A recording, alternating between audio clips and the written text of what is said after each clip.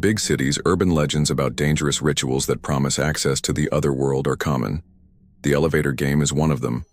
This is the story of three young people who, seeking online fame, challenged the abandoned Grand Blackwood Hotel.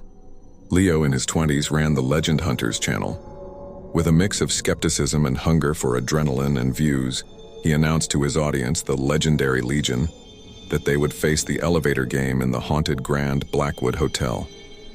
The online chat reacted with a mix of excitement and fear.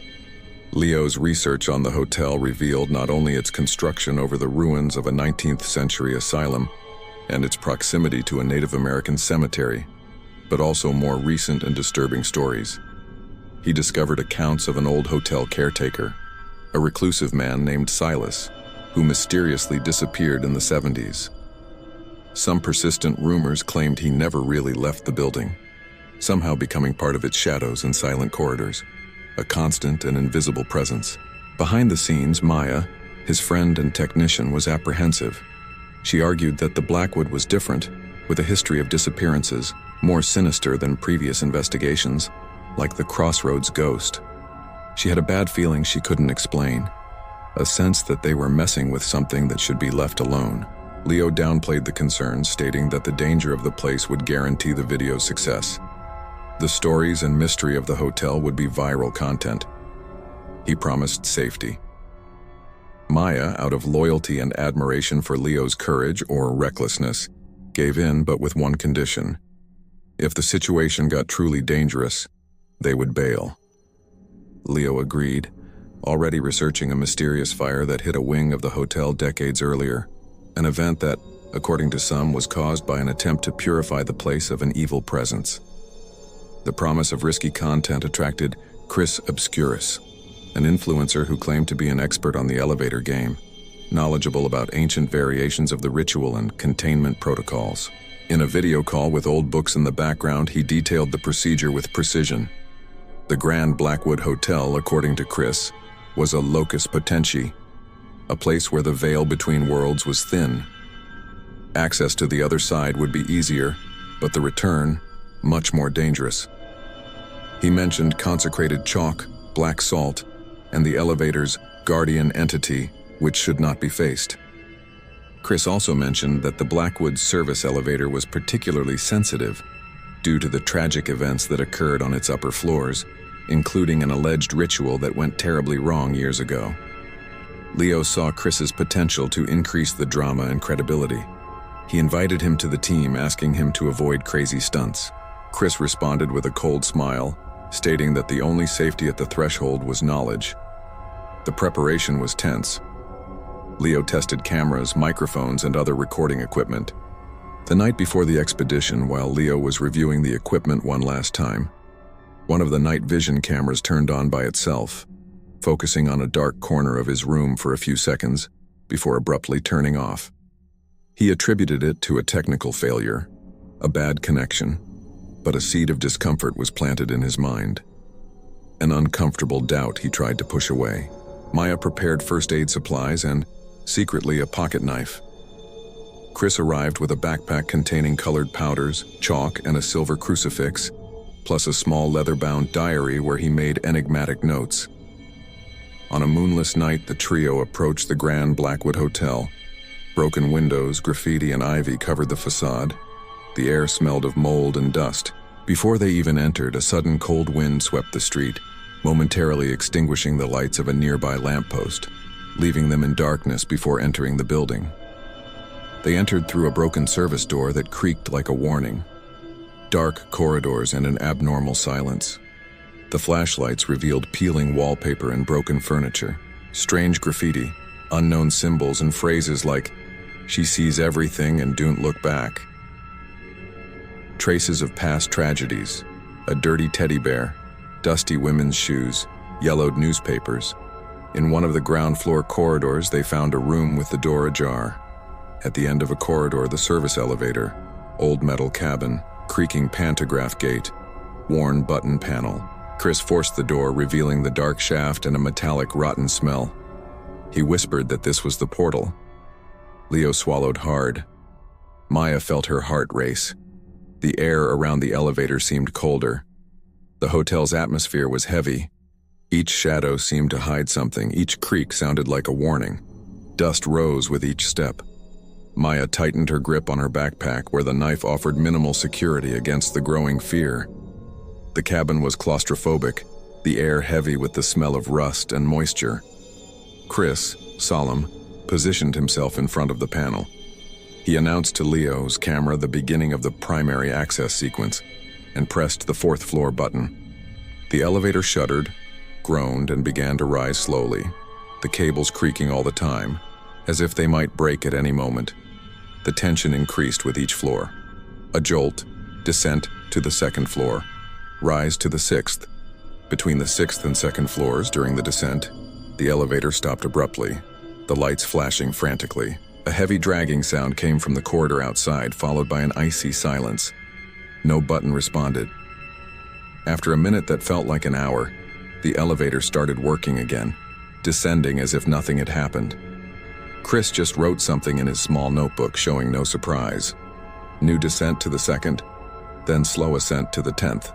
The cabin lights flickered. The temperature dropped and Maya's breath condensed in the air. Strange sounds came from the elevator shaft. Metallic scratches and a low sound like a lament. Maya felt nauseous and pressure in her ears. Leo, despite his visible fear, tried to maintain his composure for the camera. He asked Chris if everything was normal, his voice a tone higher, his confidence forced. Chris seemed at ease, though sweating. Concentrated, he murmured the rules. Don't exit on intermediate floors. If someone entered, don't interact, don't look. The 10th floor was the transition before the 5th, the floor of the encounter. The elevator's interior intensified their fears. The metal walls seemed to close in, each creak was a jolt. Leo focused on recording. Maya closed her eyes with each jolt, praying. Chris, immersed in his role, stared fixedly at the panel. On the 5th floor, the elevator stopped with a violent jolt. The doors creaked and opened slowly, revealing the dark and silent corridor. Nothing happened. Then, from the darkness, a figure emerged. It was a woman, tall, pale, skin like wax. She wore a dark, old dress. Black, straight hair covered part of her face. She entered silently, fluid movements, and stood with her back to them, motionless. Her presence was a cold, palpable pressure.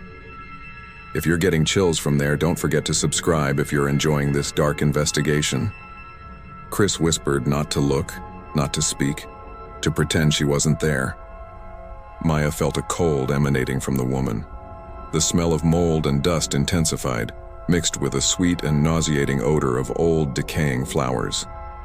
A slight whisper, almost inaudible, seemed to emanate from the woman's direction, indistinct words that made the hairs on Maya's neck stand up. Leo, his heart pounding, discreetly activated the lapel camera, directing it at the figure. On the main camera's display, the woman's image appeared distorted, with static as if her presence interfered with the equipment. The woman didn't move, didn't make an audible sound again. Her presence filled the space with sadness and silent threat. The elevator began to rise again, the silence broken by the creaking of the cabin and the breathing of the trio. Time seemed to freeze. Each second was torture. Maya focused on a rusty spot on the wall. Leo felt sweat running down, but kept the camera steady. The time in the cabin seemed to stretch.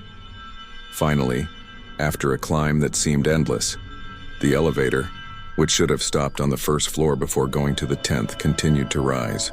It passed the 10th floor, which flashed and went out on the panel and continued beyond the hotel's official top floor. The panel lights went out, plunging them into darkness. Absolute silence. Then, with an electric snap, a single light on the panel relit, the numeral 11 flashing in red. An excruciating pressure took their ears. The air became thin. With a final jolt, the elevator stopped. The doors groaned and opened slowly. It wasn't a known floor. The corridor was a distorted version of the Grand Blackwood. Constant twilight, faded colors, a thin layer of ash or organic dust covered everything. The silence was unnatural, heavy. A low, constant buzz hung in the air like distant insects. Beyond the buzz, a slight metallic odor like dried blood, mixed with the smell of mold. making the air even heavier. The floor, under the layer of dust, seemed strangely irregular, as if the building's structure itself was contorting. Through the only dirty and cracked window at the end of the corridor, only infinite darkness. In the distance, a small red cross pulsed with faint light, upside down. The pale woman left the elevator and disappeared into the darkness of the corridor, without looking back, her steps silent on the dust. Leo, Maya, and Chris stood paralyzed, looking at the threshold of the nightmare. The air was cold, with the same nauseating smell of mold and rotten flowers now more intense. Leo, the camera recording, his voice a hoarse whisper, a mix of terror and sick excitement, turned to the lens. He murmured that they had made it. They were on the other side. But what place was this? Maya, on the verge of collapse, tears streaming, begged to leave. Chris, however, had a different look, an almost maniacal gleam. He smiled.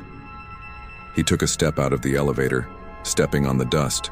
He said it was magnificent, purer than the text described. They crossed the border. The Grand Blackwood Hotel revealed its secret, and the elevator game proved to be real. What awaits them in the corridors of the 11th floor? Will they be able to return? The first part ends here. If you survived, subscribe, hit the bell, because the nature of the threshold and the fate of Leo, Maya, and Chris will be revealed in part 2.